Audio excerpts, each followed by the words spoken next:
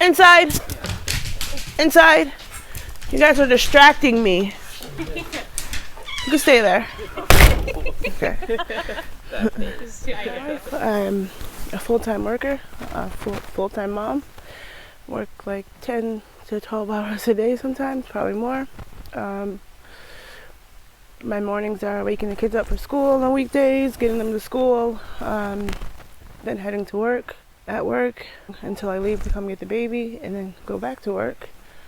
And then I'll go pick him up and come home for the night. Like the same thing every day. Yeah. So it wasn't very long after being in here that things started happening. I mean, and still hasn't been fixed 7-8 months later. So I had noticed like the cracked window in the back, and of course the floors, like it was just weird when you step on the floor, the boards move. So like, you know what I mean? Like that right there was like something that stuck out, like not even like a month of living here and actually moving around in the place. And then like probably I want to say not even 4 months of being in here, that's where the wall had fell in. I think it was like $7 that I didn't get to him. He kept calling me about $7, and then I had said to him, I said, you're really bugging me about $7 when my roof is leaking, when my floors are moving. And that's when he's like, keep giving me your attitude and you'll be sorry. It started going downhill after that. It was just never ever anything positive, like to interact with him or Bethli.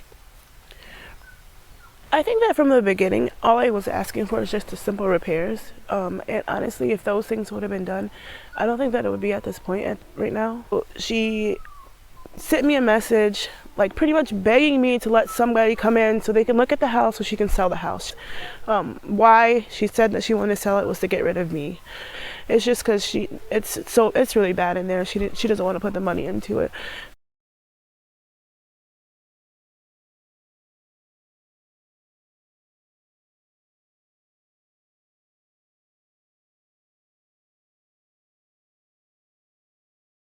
So I agreed, after speaking with her lawyer, to let the gentleman in to look at the house.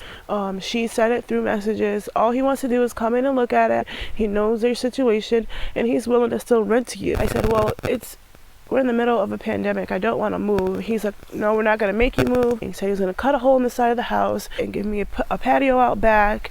They were going to put a fence up because of the dogs. And then, like, 3 weeks later, I get a eviction notice. So it was just all lies.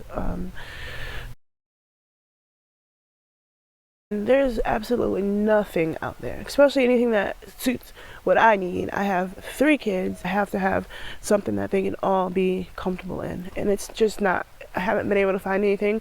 There's a lot of like things that my kids need in school, and they've been getting it. So to have to move them from this district to find another place, possibly in another district, like to bounce them around, it's overwhelming, not only for me, but for the kids too. They have to start all over, make new friends, and like, it's a lot to have to keep picking up and moving, not even years later. So it's really important just to have a secure place over my kids' head. Like, that's the most important thing to me. I just want them to be safe. I don't want them to feel uneasy in their home.